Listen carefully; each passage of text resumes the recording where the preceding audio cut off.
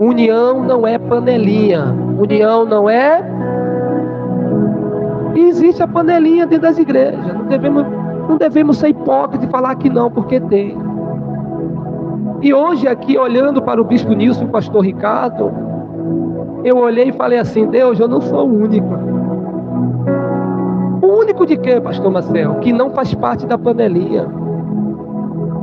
Pastor Ricardo, se você vê ele, você não vê ele nos cartazes onde está sempre o mesmo grupinho. Bispo Nilson, a mesma coisa. E eu, nem se fala. E tem de convite que eu recebo. E minha esposa fala assim: moço, não vai aceitar? Eu falei: não vou. Por quê? Porque Deus falou não. Em um caso desses, de convite eu não aceitar, foi lá em Minas Gerais. Bispo Nilson conhece essa pessoa.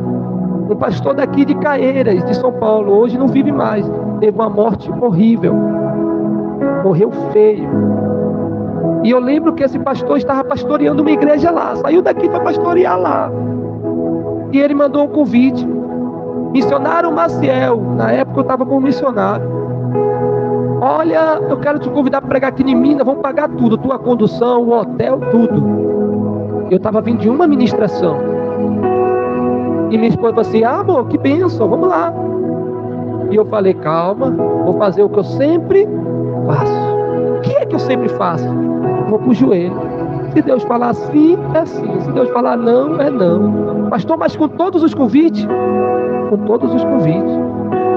Mas, e aí, pastor? E aí Deus disse não.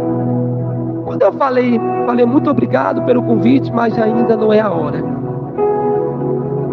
Resumindo, eles já não gostaram. Falou: esse menino aí tá mentindo. Aí, quer escolher a igreja para pregar? Falei: não. 2 meses depois, me ligam de novo e diz: missionário, o senhor pode vir pregar aqui em Minas? Eu falei: calma aí que eu já respondo. Vai ver na agenda? Não. Vou ver com o dono da agenda, porque eu não trabalho com agenda, eu trabalho com convite.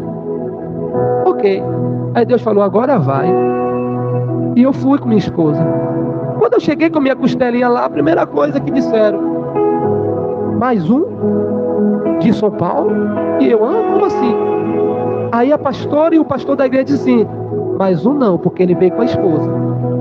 E eu perguntei: mas o que aconteceu aqui? Por que Deus não deixou eu vir antes e agora deixou? E aí ela revelou o mistério. Então, Marcelo, sabe aquele camarada que indicou você? Ele falou um monte de você.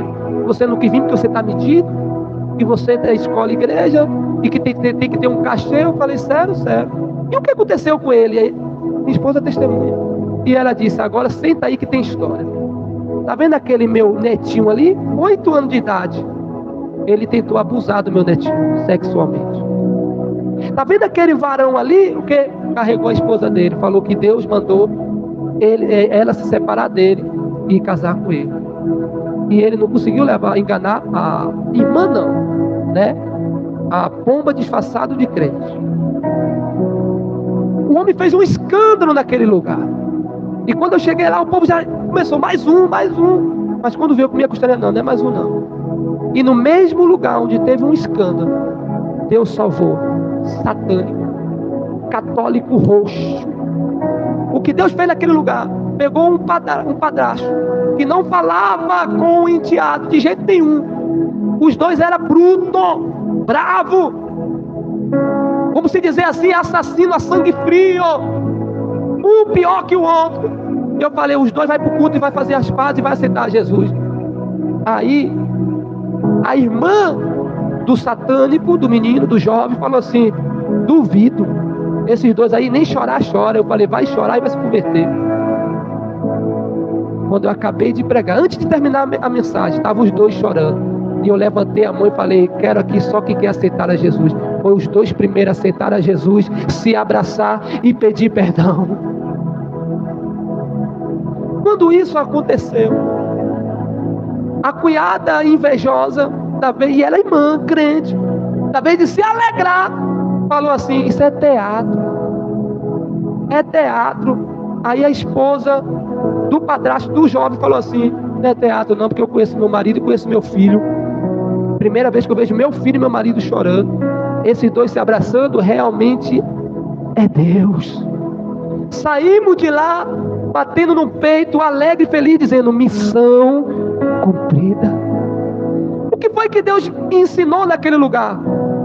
Que aonde abundou o pecado, superabundou a graça de Deus. E como que aonde abunda o pecado vai superabundar a graça?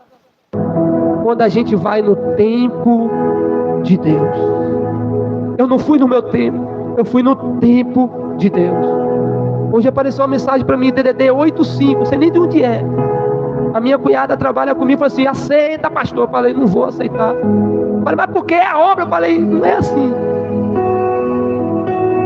Esse negócio de agendas abertas. E os camaradas ficam loucos para aparecer com o vídeo, vai aceitando tudo. Mas não está nem aí se Deus quer, mas estou fazendo a obra. Aonde? Eu postei uma foto minha de agenda aberta e coloquei embaixo. Qual a oferta? 30 dias de jejum e oração. Por que eu postei isso? Para que os pregadores nunca se esqueçam que a maior oferta é saber que o povo ainda está buscando a Deus e não pregador. O jejum e a oração está buscando a Deus e não ao pregador. Amém, igreja?